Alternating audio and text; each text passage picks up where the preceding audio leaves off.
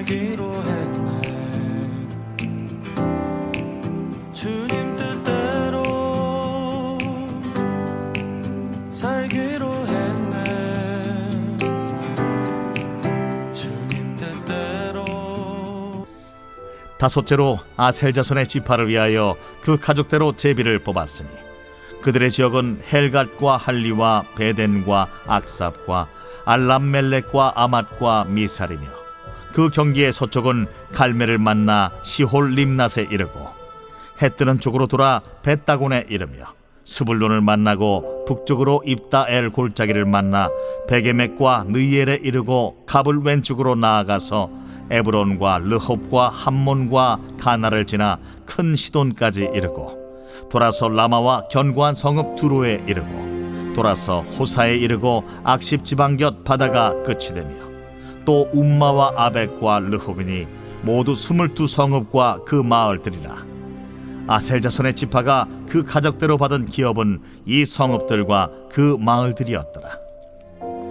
여섯째로 납달리 자손을 위하여 납달리 자손의 가족대로 제비를 뽑았으니 그들의 지역은 헬렙과 사아난림의 상수리 나무에서부터 아담이 네겝과 얌리엘을 지나 라쿰까지요. 그 끝은 요단이며 서쪽으로 돌아 아스노 타볼에 이르고 그곳에서부터 훅곡으로 나아가 남쪽은 스불론에 이르고 서쪽은 아셀에 이르며 해 뜨는 쪽은 요단에서 유다에 이르고 그 견고한 성읍들은 시딤과 세르와 함맛과 라갓과 긴네렛과 아다마와 라마와 하솔과 게데스와 에드레이와 엔하솔과 이론과 믹다렐과 호렘과 벳아낫과 벳세메스니 모두 19성읍과 그 마을들이라.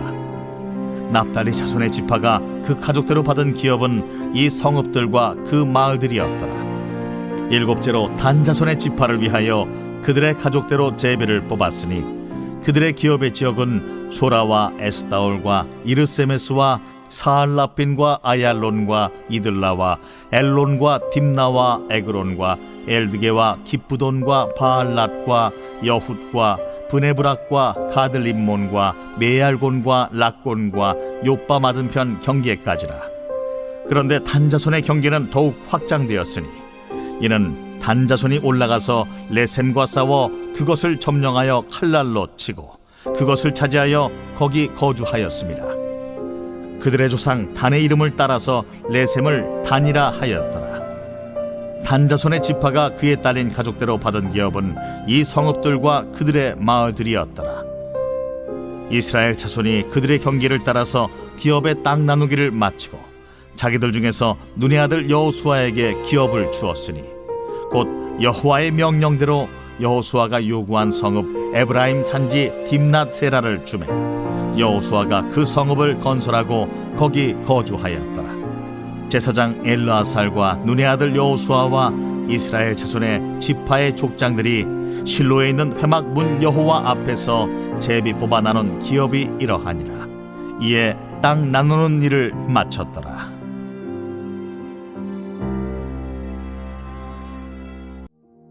오늘 본문은 아셀과 납달리 단 자손이 기업으로 분배받게 될 성읍을 열거한 이후에 여호수아가 마지막으로 분배를 받는 것으로 끝나고 있습니다. 여호수아 13장에서 요단강 동편 지역에 대한 분배를 마친 이후에 이어지는 여호수아 14장에서는 유다 지파를 시작으로 요단강 서편 지역을 분배하던 것을 오늘 본문이 속한 여호수아 19장에서 드디어 마치게 된 것인데요. 여호수아 14장부터 19장까지 6장에 걸쳐서 땅을 분배하긴 했지만 아직 가나안 땅 정복 전쟁이 다 마무리된 것은 아니었습니다. 아직 정복해야 할 성읍들이 한참이나 남아 있었죠. 뿐만 아니라 안타깝게도 그중 몇몇 성읍들은 이후 사사시대와 왕정시대에도 끝내 정복되지 못할 것이었습니다. 이스라엘이 하나님을 떠나 다른 신들을 섬기고 악을 행하는 일들이 벌어졌기 때문인데요. 대표적으로 사사기 2장 20절부터 22절까지의 말씀입니다. 여호와께서 이스라엘에게 진노하여 이르시되 이 백성이 내가 그들의 조상에게 명령한 언약을 어기고 나의 목소리를 순종하지 아니하였은즉 나도 여호수아가 죽을 때 남겨둔 이방 민족들을 다시는 그들 앞에서 하나도 쫓아내지 아니하리니 이는 이스라엘이 그들의 조상들이 지킨 것 같이 나 여호와의 도를 지켜 행하나 아니하나 그들을 시험하려 함이라 하시니라.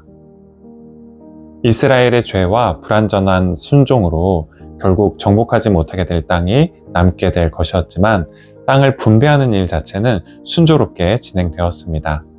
하나님께서 본래 이스라엘 백성들에게 하셨던 약속, 또 베풀어 주시기를 바라셨던 축복에는 변함이 없었기 때문입니다. 이 점을 특별히 이스라엘의 기업 나누기가 갈렙으로부터 시작해서 여호수아로 끝나고 있다는 점을 통해서 확인해 볼 수 있는데요. 여호수아와 갈렙은 출애굽 1세대 중에서 유일하게 생존한 인물들입니다. 가나안 땅을 정탐하도록 파견받았던 12명의 정탐꾼들 중에서 다른 10명의 정탐꾼들이 가나안 땅에 대해 악평하고 하나님과 모세에게 원망을 쏟아 놓았지만 이들과 달리 갈렙과 여호수아는 하나님께서 능히 적과 끓여 흐르는 그 땅을 약속하신 대로 주실 것이라고 고백했습니다. 그리고 이 같은 갈렙과 여호수아의 고백이 여호수아 14장부터 19장에 기록된 이 땅 분배 기록을 앞뒤로 감싸고 있는 것인데요. 앞서 잠깐 말씀드렸던 것처럼 요단강 서편 땅의 분배는 유다 지파로부터 시작합니다. 그런데 유다 지파가 여호수아 15장에서 본격적으로 땅을 분배받기에 앞서 여호수아 14장은 유다 지파의 족장이었던 갈렙이 헤브론을 먼저 분배받는 이야기로 시작합니다. 당시 헤브론은 아직 정복되지 못한 상황이었지만 갈렙은 자신이 85세가 되었음에도 불구하고 그 헤브론을 하나님께서 약속해 주신 그 약속을 따라 차지하는데 주저함이 없었습니다. 당시 그 땅을 차지하고 있었던 거인족 아낙 자손과 싸워 그 땅을 자신의 기업으로 삼았죠. 그렇게 갈렙의 이야기로 시작된 땅 분배는 오늘 본문 마지막 구절인 여호수아 19장 49절부터 51절에서 여호수아가 에브라임 산지 딥낫세라를 자신의 기업으로 받는 것으로 끝을 맺습니다. 가나안 땅 정복이 아직 다 이루어지지 못했어도 또 앞으로 이스라엘의 죄와 불순종으로 인해 결국 이를 끝끝내 다 정복하지 못하게 될 것이었지만 갈렙과 여호수아의 믿음과 고백, 삶을 통해 하나님께서 여전히 그 땅을 이스라엘에게 약속해 주셨다는 것을 오늘 본문이 강조하고 있는 것이죠. 오늘 본문에서 기업을 받은 아셀과 납달리 또 단의 경우에도 오래전 야곱과 모세를 통해서 하나님께서 그들에게 약속해 주셨던 이 축복이 가나안 땅 분배라는 구체적인 과정을 통해서 이루어지고 있음을 확인해 볼 수 있는데요. 아셀은 기쁨이란 뜻을 가지고 있습니다. 창세기 49장에서 야곱은 아셀이 기름진 식물을 거둬서 왕의 진수를 공개할 것이라고 축복해 주었고, 신명기 33장에서 모세는 아셀이 많은 복을 받아 다른 형제들의 기쁨이 될 것이고 철과 노스로 문빗장을 만들 만큼 강성해질 것이라고 축복해 주었습니다. 그렇게 축복받은 대로 아셀은 기름진 악고 평화와 갈멜산을 그 기업으로 받게 됩니다.